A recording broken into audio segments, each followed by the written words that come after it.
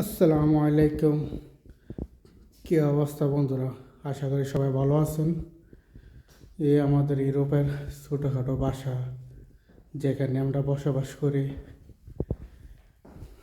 ইউরোপের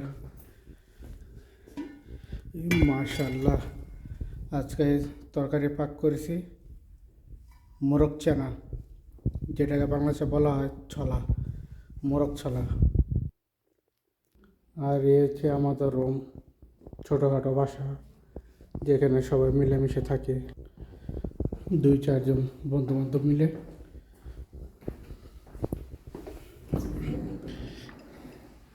এই আমাদের বাসা। কর্মজীবনে এভাবে থাকতে হয় আমাদের।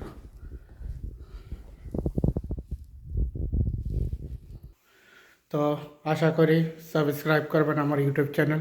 আল্লাহ হাফেজ।